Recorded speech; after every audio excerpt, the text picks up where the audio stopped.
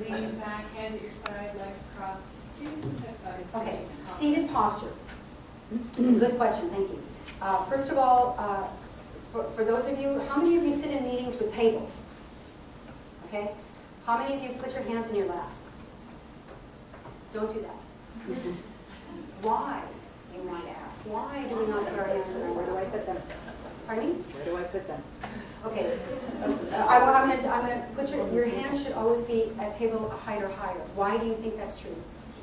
I was wondering what you're doing with your hands. Well, some people might wonder what you're doing with your hands. Yeah. Well, excellent point. It could be like, passing notes or something. It's actually, are we bigger or smaller than men on average? Smaller, right? So when you sit at a table and you put your hands down in your lap, you will tend to be small. And what happens then? You look smaller, right? So it keeps you larger. If you want to put your hands in your lap, make sure you're sitting upright. The appropriate way. Who here does not know where their sits bones are? What? Okay, some people. There are bones. They're called your sits bones, and it's spelled S-I-T-Z. And they're bones that are at the base of the pelvic girdle. There's your pelvis is kind of like a V shape almost. They're bones, and if you sit on the edge of your chair, the easiest way to find them is you sit sort of all the way to the front of your chair with your feet flat on the ground and sitting upright, and you will feel them like don't look. Can you feel the little bones? Those bones, if you line them up, those will make you more powerful.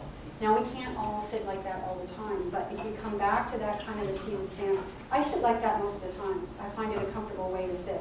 And sit upright. Look, Jenny looks more powerful. She looks more businesslike. Okay. If you do lean back, just don't slump. If you slump, you make yourself smaller, and you also close down your breathing mechanism, which is bad.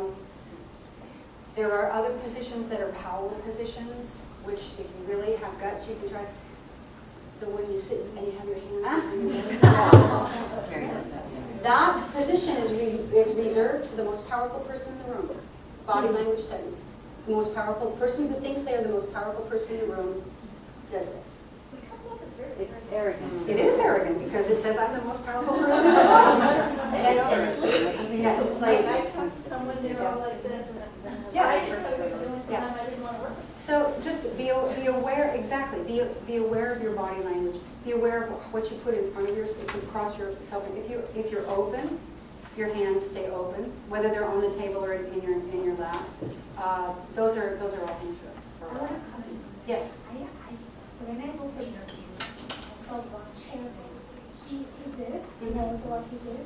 He put his legs on the table. Yes. I couldn't believe it. That really shut me off. Yeah. Is it right? Because they were right. And then you say to yourself, I don't want to work for somebody like that, right?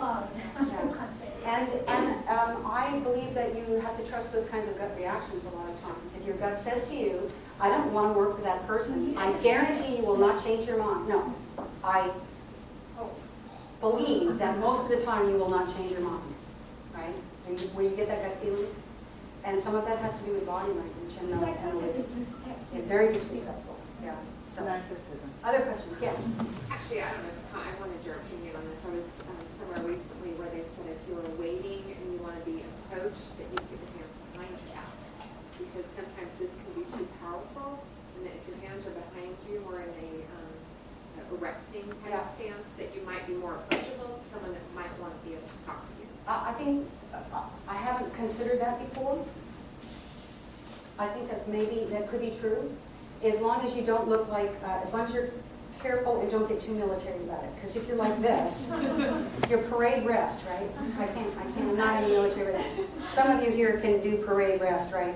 Then you don't look really approachable. But if you relax into it, you probably, because it's not blocking anything that blocks you, right? And the other thing, also there are gestures that we associate with thinking. Like if somebody's asking you a question, crossing your arms can occasionally be viewed as you're thinking about something seriously. But most of the time you're better off with your hands at your side. Or I put my hands behind rather than in front. Yeah. How about, if you notice all the television personalities, if they're standing, some they over-exaggerate it. I mean, it looks like they're clawing like this, but yes, that I don't know, what do you think? How's it look? You know? I don't like it. I know that people do that and they say, this is a very professorial look. If you want to look lawyers, attorneys, this is a very, it's a thinking, I'm thinking and I'm very serious, right? So that's a very serious thinking pose. I don't like them all. It's keeping yourself in control. Yeah, I'm in control. Yeah, you have that. I'm blocked, but I'm also blocked. Yes. What's your thought? I read in a book once where they said, when you're in a conference room, I know there's certain seats, there's certain power seats, etc. And then what I always do, because I'm a smaller person, I'll automatically bump my seat up. So they said the person with the higher seat. Yeah. Yeah. Agree? The person with the higher seat looks more powerful. as long as your feet aren't But big. then my feet are.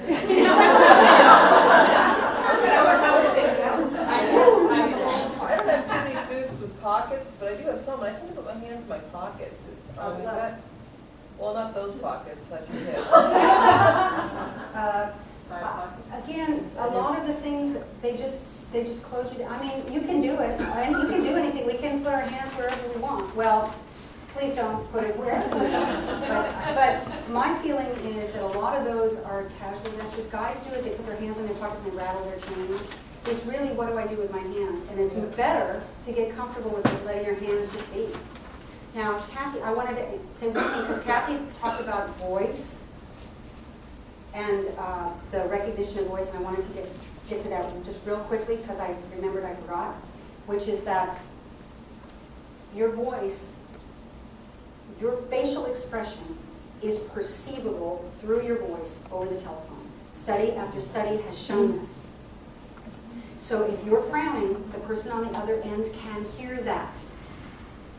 If you're smiling, so if you talk on the phone a lot, put a sign up that says smile. Customer relations people do this all the time because it changes the way that you feel, but it also changes the way your voice comes across over the telephone. So people know far more about you just by hearing your voice. And if I had 5 more minutes, I'd talk about mirror neurons and what that means, but those of you who are not hearing. Actually, at my work, actually, one time for Quality Day, they handed out little mirrors that say, they can hear your smile or something like that, and you're supposed to put it by the phone to remind you. Absolutely. If you listen to people sing, you can hear whether they're smiling or not, and they're singing as well. So, and they also have done studies that show that if there's a mirror in the room, people perform better and are less likely to cheat. Okay. All right, now I have used up my time. So anybody who has questions, I will be, of course, around for the rest of the day. It has been an absolute pleasure to see all your beautiful smiling faces out there, and thank you very much for your time, and have fun the rest of the day.